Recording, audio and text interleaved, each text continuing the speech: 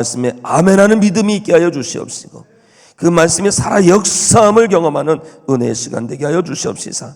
선포된 말씀으로 말미암아 잠자고 있는 우리 영혼이 깨어나게 하여 주시옵소서.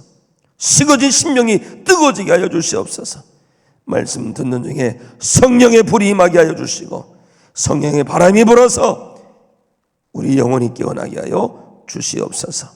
하나님, 말씀을 통하여 우리 가운데 하나님의 뜻이 가득하게 하여 주시기를 간절히 소망합니다. 예수 그리스도 이름으로 축복하고 기도합나이다. 아멘. 할렐루야. 지난주 설 명절이 있었습니다. 우리 명절 주님과 잘 보내셨는지요? 병오년 붉은 말의 해를 맞이해서 성도 여러분의 믿음, 그 믿음이 더 성장하고 온전해지기를 소망합니다. 또 성도 여러분의 영과 혼과 몸은 더 강건해지고, 성도 여러분의 지경이 확장되어지고 견고해지고 풍성해지되, 그 지경의 환난과 근심이 사라지고 오직 하나님께서 베풀으시는 은혜, 감사만 충만하고 충만하기를 예수 그리스도 이름으로 축복합니다. 아멘. 오늘 저녁부터 심령 부흥성회가 시작이 됩니다. 사랑하는 성도 여러분, 다 나오시기 바랍니다. 아멘 좀 하세요. 다 나오시옵소서. 아멘. 부르시는 주님의 음성이 있습니다. 나오셔야 돼요. 요즘 온라인이 잘 돼 있어서 정말 진짜는요, 물론 온라인으로는 우리가 감상도 할 수 있겠지만, 내가 정말 좋아하는 분이 오시면 온라인으로 보겠어요? 비싼 돈 들여서 거기 가는, 현장에 가는 의미가 있어요. 이번 부흥성의 현장에 하나님의 강력한 역사가 충만할 줄로 믿습니다. 부흥이라는 말은 영어로 리바이벌, 히브리어로 하야, 이건 다시 일어선다, 다시 살아난다 라는 뜻입니다. 부흥은 한 번도 살아본 적 없는 사람을 살리는 게 아니에요. 부흥은요, 한때는 살아있으나 생기를 잃은 그런 사람, 한때는 뜨거웠으나 어느새 식어버린 사람, 한때는 깨어있었으나 자신도 모르는 사이에 잠들어버린 사람, 그런 사람들을 깨우는 게 부흥이에요. 부흥. 그렇기 때문에 하나님께서는 이 부흥회를 앞서서 사도 바울을 통해서 우리에게 말씀하십니다. 자다가 깰 때가 되었노니라. 자다가 깰 때가 되었다. 그런데 그거 아십니까? 잠든 사람은 자기가 잠든지 모른다는 거예요. 먼저 동생이 자는데 그러죠. 동생 주무시는가? 그러면 형 나 자요. 자는 거예요, 안 자는 거예요? 안 자는 거잖아요. 깊이 잠들면 지금 자고 계시냐고 물어도 대답이 없어요. 대답할 필요도 없겠죠. 잠속에 있으면 내가 얼마나 깊이 잠들었는지 전혀 알 수가 없습니다. 이런 일이 영적인 잠이 일어난다는 거예요. 영적인 잠이 정말 무서운 게 그겁니다. 내 영혼이 잠들었는데 그걸 모른다는 거예요. 한번 성도 여러분, 솔직하게 스스로 자기 영혼을 돌아보시기 바랍니다. 예배 시간에 자리를 지키고 예배하고 있는데 말씀이 확 하고 꽂히지 않는다는 것, 말씀이 확 들어와서 말씀이 살아 역사하는 심령과 골수를 찔러 쪼개는 말씀이 되는데, 말씀이 어느 날부터인가 무덤덤해지고, 기도를 하긴 하는데 하늘이 막힌 것처럼 허무하고, 찬양을 입으로 부르는데 가슴이 뜨거워지는 것이 없고, 교회 일은 열심히 하기는 하는데 주님께서 나를 멀리 하시는 것 같고, 우리가 그러죠. 요즘 바빠서 그래, 요즘 피곤해서 그래, 내가 요즘 어렵거든. 이 영적으로 잠든 성도의 언어예요. 잠든 것이 아니야, 잠깐 쉬고 있을 뿐이야, 나는 괜찮을 거야, 이렇게 말하지만 이게 무서운 겁니다. 육신의 잠은 참 저는 은혜 받았고, 저희 집사람이 볼 때는 우리 집사람은 기적을 경험한다고 그러는데 저는 그냥 베개에 딱 누우면 바로 코 골고 자요. 기적. 이 육신의 잠은 그럴지 모르지만 영적인 잠은 그렇지 않습니다. 서서히 조용하게 천천히 아무도 눈치채지 못해요. 그러면서 잠이 드는 거예요. 처음에는 기도신이 조금 줄어요. 조금 줄 뿐이에요. 그런데 다음 단계로 말씀이 뜨문뜨문해져요. 말씀을 가까이 하지 않습니다. 묵상하지 않습니다. 말씀을 붙들지도 않아요. 그 다음은 예배에 나오는데 형식이에요. 예배할 때 주여 영광 받아주세요. 오직 주님을 바라본 사람이 옆 사람 바라보는 거예요. 옆 사람. 어느 날 보니까 교회에 몸이 와 있는데 영혼은 이미 딴 데가 있거나 깊이 잠들어 있다 이거죠. 성경에 보면 영적으로 잠든 말씀이 많습니다. 에베소 교회가 그래요. 에베소 교회. 사도행전 19장에 보면 사도 바울이 복음을 전하는데 에베소에 가서 복음을 전하는데 3개월 동안 열심히 전했더니 두 종류의 사람이 있어요. 하나는 말씀에 아멘 하면서 그 말씀대로 살기를 갈급한 사람들이 있었는 반면에 마음이 딱딱하게 굳어서 사도 바울을 대적하고 사도 바울을 거역하고 이런 사람들이 있더라는 거죠. 이 사도 바울이 거기에 개념치 아니하고 2년 동안 열심히 복음을 전했더니 먼저 믿은 사람으로 말미암아 복음이 막 퍼져나가고 수많은 사람들이 예수님을 믿게 되는 거예요. 하나님께서 은혜 위에 은혜를 주시는데 사도 바울에게 신의 은사도 주셔가지고 손을 얻는 것마다 선포되는 것마다 귀신이 떠나가고 벙어리가 입을 열고 안진미가 일어나는 치욕사 일어나는 거예요. 이걸 흉내내는 사람이 있었어요. 제사장 스게와라는 제사장의 아들들이 있었는데 사도 바울이 보니까 나사렛 예수 그리스도 이름으로 더러운 귀신아 떠나라 이랬더니 막 떠나거든요. 흉내낸 거예요. 그래가지고 귀신 들린 사람이 있길래 이 스게와 제사장의 아들들이 그냥 흉내내면서 나사렛 예수 그리스도 이름으로 명하노니 더러운 귀신아 떠나라 했더니 귀신이 그럽니다. 내가 예수도 알고 바울도 아는데 넌 누구냐 하면서 막 올라타가지고 미친 사람이 될 뻔했습니다. 이런 일이 일어나니까 더 믿음에 일어나는데 당시 에베소 당시에 점술책이 많아. 점술책이 무엇인가 봤더니 마술하는 게 아니라 주문 있죠. 숭구리 당당 홍당당 이런 마술 있잖아요. 막 이렇게 주문 있지 않습니까? 주문 같은 마술책이 잔뜩 있는데 이 사람들이 이거 다 가짜다. 하나님이 진짜고 예수님이 진짜다 하면서 다 가짜면서 다 모아다가 불살랐는데 제가 이렇게 성경 연구한 걸 찾아보니까 우리나라 돈으로 최소한 50억 원어치 불을 태웠다는 거예요. 어마어마한 붕이 일어난 거예요. 그런데요, 성경을 쭉 읽어가면서 요한계시록 말씀을 보면 요한계시록 말씀에 보니까 요한계시록 2장에 에베소 교회에 대해서 예수님 하신 말씀이 있습니다. 에베소 교회에 대해서 주신 말씀이 뭔지 아십니까? 그러나 너를 책망할 것이 있으니 너의 처음 사랑을 버렸느니라. 에베소 교인들은 그 당시에도 열심히 있었어요. 여전히 수고하고 애쓰고 인내하고 교회를 잘 지켰습니다. 겉으로 보기에는 모범적인 그런 교회였어요. 그런데 사람들이 볼 때는 참 좋은 교회처럼 보였는데 주님이 보실 때 그들은 처음 사랑을 떠난 상태였다는 것이죠. 영적으로 깊은 잠에 들은 상태였다는 것입니다. 형식은 남아있는데 불꽃이 꺼져버린 거예요. 이 영적으로 잠든 거예요.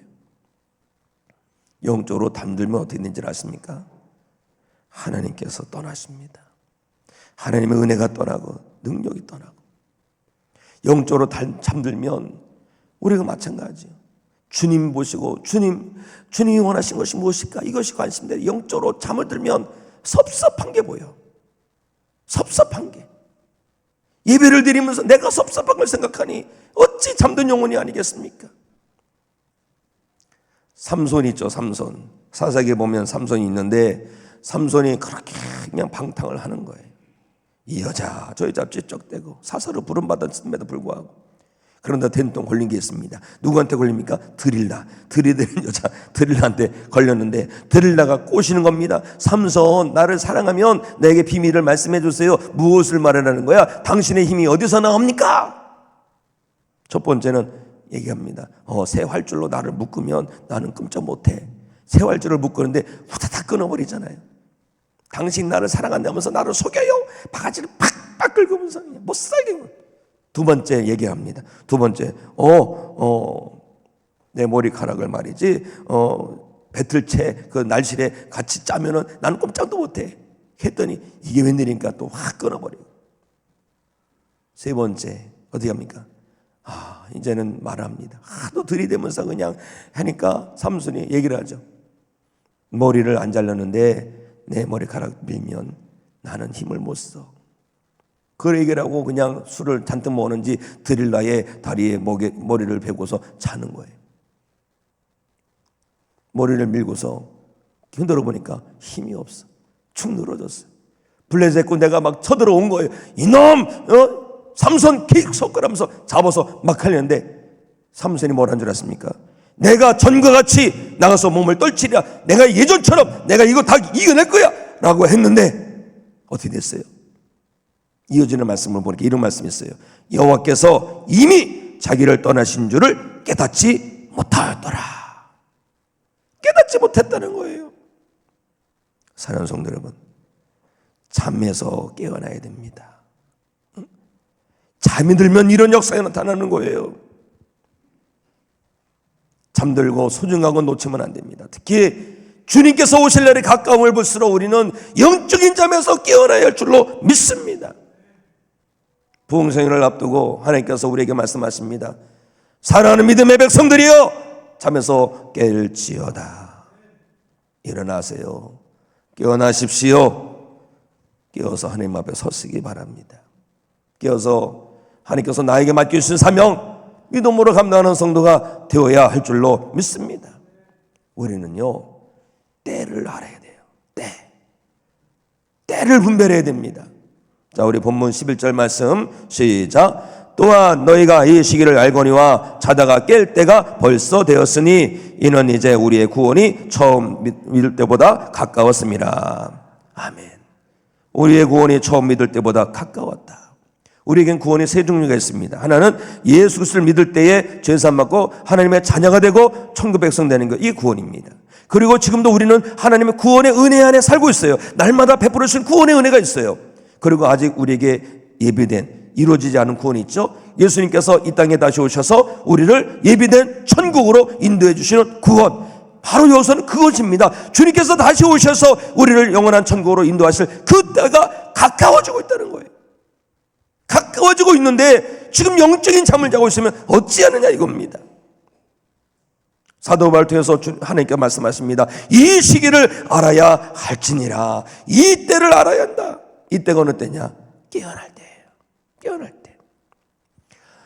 성경에서 말하는 시간은 한 시간이 하나지만 두 종류의 의미가 있습니다. 하나는 크로노스, 하나는 카이로스. 크로노스는요, 우리가 살아가는 시간이에요. 이 땅의 시간이에요. 카이로스는 하늘의 시간이에요. 하늘의 시간. 그런데 하나님께서 뭘 말씀하시느냐? 이 시기를 알아라는 것은 하늘의 시간표를 알아라는 거예요. 하늘의 시간표. 이 세상의 시간표를 알고 사는 것이 아니라 하늘의 시간표를 알고 살아야 되는 거예요. 왜? 우리 하늘에 속한 사람이니까. 하늘의 시간표가 점점 다가오고 있어요. 하늘의 시간표를 분명할 때 우리가 영적으로 깰 수밖에 없는 거예요. 크로노스는요, 지금 11시 41분입니다. 카이로스는 때가 참해. 하나님께서 역사하신다 이거죠. 때가 참해. 오늘 부흥성회가 우리의 잠든 영혼을 깨우는 카이로스의 시간이 되는 줄로 믿습니다. 카이로스는 하나님께서 일하시는 시간, 하나님께서 역사하시는 시간, 하나님께서 함께 하시는 시간, 하나님께서 붙드시는 시간이에요. 그렇기 때문에 성도 여러분, 다 나오셔야 합니다. 다 나오셔야 돼요. 때를 아는 사람이요, 하나님께 붙들리고 하나님께 쓰임받습니다. 역사를 주도해 나가는 사람이 됩니다. 세계 2차 대전이 1939년에 이렇게 발생이 됩니다. 독일이 막 유럽을 점령해 가죠. 그때에 전쟁이 일어나고 그다음에 이 처칠이라는 사람이 영국의 총리로 됩니다. 총리가 됐을 때 막 프랑스가 점령되고 유럽의 여러 나라에 막 점령될 때 내각 사람들이 다 돌돌 떨면서 당장 저 독일과 협상을 해야 됩니다. 협상했으면 역사는 그냥 그렇게 갔을 거예요. 독일이 다 먹었을 거예요. 그런데 처칠이 뭐라는 줄 아십니까? 지금은 협상할 때가 아니라 싸워야 할 때입니다. 처칠이 전쟁을 이깁니다. 때를 분별해야 되는 거예요. 영적인 세계도 마찬가지인 것입니다. 지금 카이로스 시간이 이루고 있습니다. 하나님의 시간이 임박하고 있습니다. 이때 우리가 깨어야 할 줄로 믿습니다. 예수님 말씀하신 것이 있어요. 노아의 홍수 시대 때 멸하기까지 깨닫지 못했다는 거예요. 지금 때가 멸망의 때가 다가왔다는 것을 깨닫지 못하기 때문에 이 노아 시대 노아 가족 외에는 다 멸절당했다는 겁니다. 소돔과 고모라 성이 하나님의 진노로 다 심판받고 다 멸망당할 때 아브라함의 조카 롯이 사위들을 부릅니다. 하나님께서 심판하신다고 한다. 그랬더니 사위들이 뭐랍니까? 아이고 뭐 이렇게 무슨 마른 하늘에 날벼락 치겠습니까? 아이고 헛소리하지 마세요. 때를 분별하지 못해가지고 결국 그냥 불과 유황으로 함께 멸망당한 거예요. 성경에 보니까 다윗이 이제 사울이 왕이 죽고 다윗이 유다 나라의 이제 왕이 되는 절차에서 그때 이 시세를 때를 분별한 지표가 있었어요. 이사갈 재판인데 이사갈 재판 중에서도 200명이 야 이때는 다윗의 때다 이거 다윗에게 탁 나가서 다윗의 든든한 돕는 자가 된 거예요. 우리가 에스더서를 말씀 읽으면 하만이라는 사람이 이 아멜렉 사람이 하만 사람이 이 모르드게가 그렇게 미워가지고 모르드게가 어떤 사람인가 했더니 유대 사람이에요. 그래서 유대 사람들 한꺼번에 다 침멸시키려고 계획을 해놨다가 어떻게 합니까? 왕후인 에스더에게 나가서 이 때를 위해서 너를 왕후가 되게 한 것이다. 이 때를 위해서 때를 분별한 거죠. 에스더는 금식기도 하고 나가서 왕에게 하나님께서 지혜 주신 것 가지고 다 얘기를 합니다. 그래도 역전이 되는 거예요. 때를 알아야 되는 거 때를. 이제 우리의 구원이 처음 믿을 때보다 가까웠다. 주님 오실 날이 더 가까웠다. 최종 구원이 완성될 날이 가까웠다. 마라도나 선수는요 결승전이 가까울수록 더 힘을 냅니다. 영적인 삶도 마찬가지예요. 그런데 영적인 삶은 반대가 될 때가 있어요. 처음에는 열심히 하다가 끝에 가서는 흐지부지. 우리나라 그 스피드 스케이팅인가 그 쇼트트랙인가 보니까 감동이 되더라. 감동이 보고 또 보고 보니까요 처음에는 쑥쑥 다니다가 끝에는 막 깔리더라고. 믿음이 그렇게 그렇게 해야 돼. 주님 오실 날이 가까웠는데 언제까지 영적으로 잠들어 있을 것이냐 이거죠. 이번 부흥성회를 통해서 다 깨어나시기를 우리 주님의 이름으로 축원합니다. 그래서 때를 분별하시고 영적으로 깨어서 주님 앞에 설 것을 예비하는 성도 되시기를 우리 주님의 이름으로 축원합니다. 깨어있는 성도는요 제일 먼저 하는 일이 있어요. 어둠의 옷을 벗는 거예요. 어둠의 옷을 벗는다.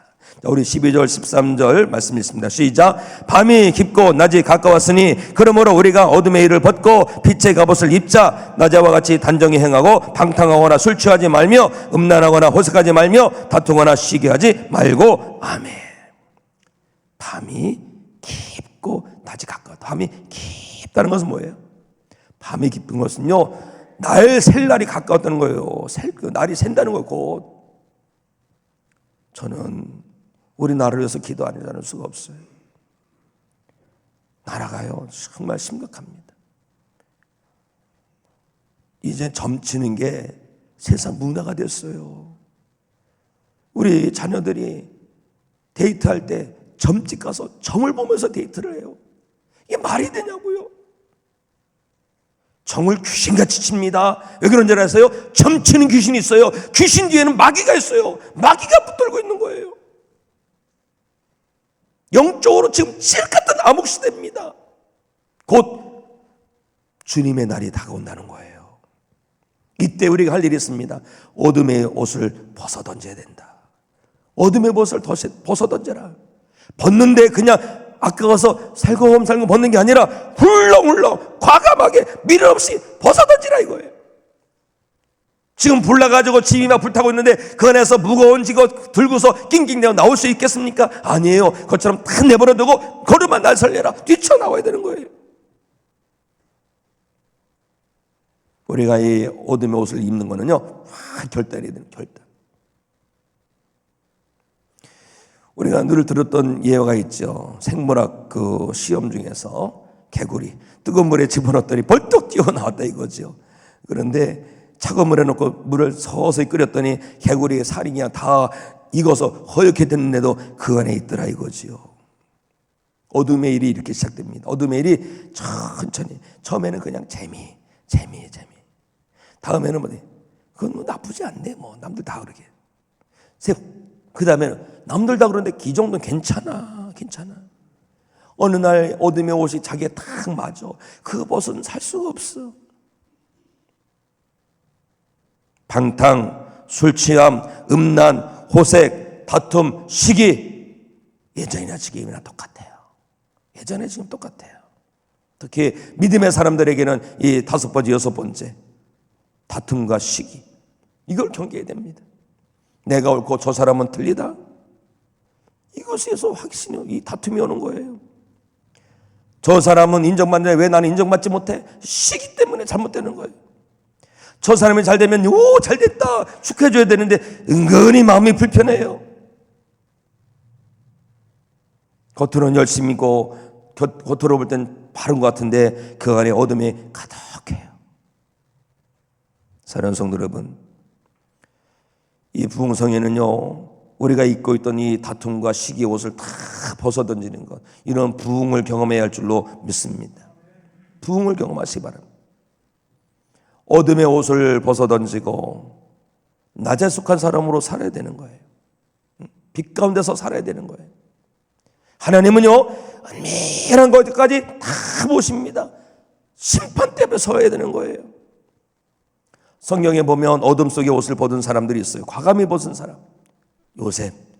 요셉이 보디발 장군의 아내가 그렇게 유혹을 하는데 확 벗어던지고 뛰어나가지 않습니까? 손해가 이만저만 아닐 겁니다. 그렇지 않겠어요? 그 마님의 그 미움을 받았으니 얼마나 손해겠습니까? 그러지 않아도 감옥에 가게 되고, 그래도 벗어던져야 되는 겁니다.